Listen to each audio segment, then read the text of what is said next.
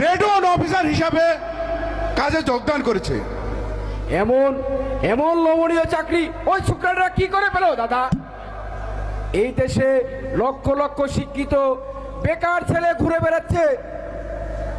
আয়কর commissioner mister মেননকে তো তুমি চিনো। হ্যাঁ দাদা, ভালো করেই চিনি।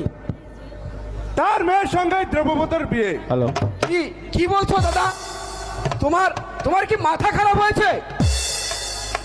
দিদি জামাই বাবু ওনারা জানলো না একটা অভদ্রাজি বাঙালি মেয়েকে দেবু বিয়ে করবে? ওর জেদ তো তুই জানিস, যা করবে বলবে তাই করবে। আজ আমার সঙ্গে ফোনে কথা হলো, আমাকে ওয়ার্নিং দিছে। What warning? লরিটা যেন ঠিকঠাক জমা হয়, হিসেবে কারচুপি থাকলে ও 7 ঘাটের জল খাওয়া ছাড়বে। তোকে আমি 1000 দিন নিষেধ করেছি, রিটার্নে যেন কারচুপি না হয়। আমাদের অভাবটা কিসের? কেন আমরা সরকারি কর ফাঁকি দিব? তুমি চুপ থাকো তো দাদা, বাবারও বাবা আছে। যদি বেশি কড়াকড়ি করে ওই হায়ার অথরিটিকে ঠান্ডা করে দিব, তারপরে দেখা যাব এই কালকের পুষ্কর ছেলে আমাকে কি করতে পারে। ঠিক আছে, তুই যা করার তাই কর, আমি তোদের মধ্যে আর না করাতে আসবো না। অনেক পা খেয়েছে, আর ঘাটতে চাই না। তবে যা করবি একটু চিন্তা করে করিস। দেবো কিন্তু ঘিরানা জাত কেউ রে। ওই শয়তানটাকে আমি এই ভুটের তলায় ফেলে আর মুখটা আমি কিসকে দেব।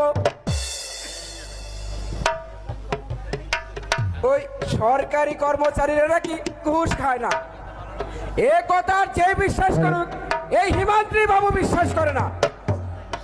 আমার নিজের হাতে আমি হাজার হাজার টাকা ওই কত ইঞ্জিনিয়ার অ্যাসিস্ট্যান্টের পকেটে ঢুকে দিচ্ছি। কত মহাপুরুষ দেখলাম।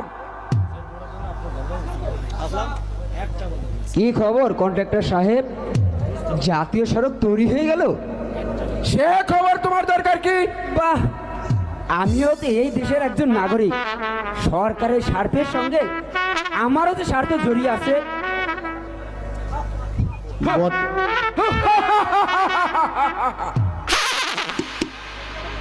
বাড়ি থেকে নবগ্রাম পর্যন্ত রাস্তা ধসে যাচ্ছে কেন? কত ইঞ্চি ঢালাই দিয়েছো তুমি? ক নাম্বার ইট দিয়েছো? দিল্লি রোডের গোদাম থেকে 2 মিনিট বেশি চোরাচালান করছো তোমরা। কোথায় যাচ্ছে লরিয়াল স্টোনশিপ? নীলকণ্ঠ! চুপ শয়তান! জাতীয় স্বার্থ নিয়ে সিনেমি খেলছো তোমরা।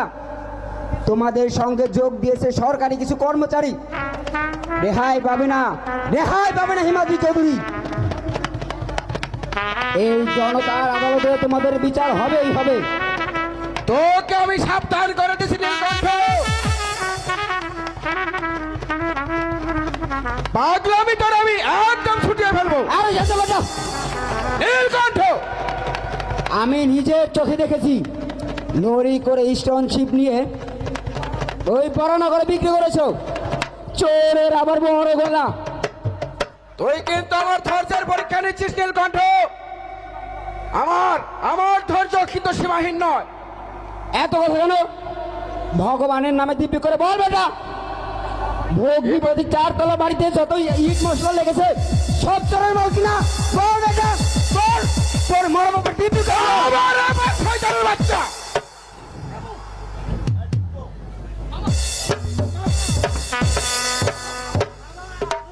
মামা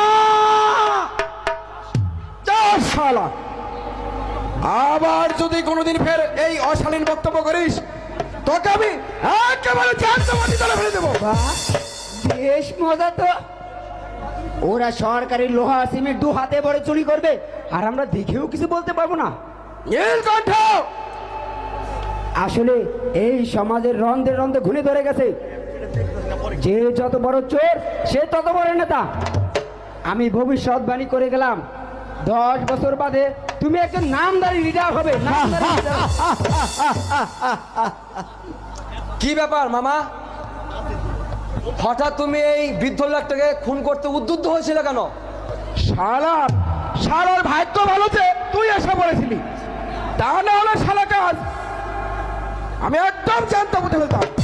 মামা, তুমি নাকি শিক্ষিত, কিন্তু তোমার এই মুখের ভাষা কুলিদের মতো কেন? তুই কি তাহলে আমার সাথে পায়ে পারে দেয় ঝগড়া করতে চাস দেবো? না না মামা, তুমি ইতর হতে পারো, তাই বলে আমি ছোট লোক হব কেন? দেব মামা, তুমি নাকি দাদুকে ঘাড় ধাক্কা দিয়েছিলে। তোমার ভাগ্য সুপ্রসন্ন যে সেদিন আমি বাসায় ছিলাম না। যদি থাকতাম, তুমি যেই হাত দিয়ে দিদাকে ধাক্কা মেরেছিলে ওই হাত আমি ভেঙে ঘুরিয়ে ঘুরিয়ে। ঠিক আছে আমারও মনে রইল। এর জবাব আমি তোমাকে মুখে দিব না, আমি মুখে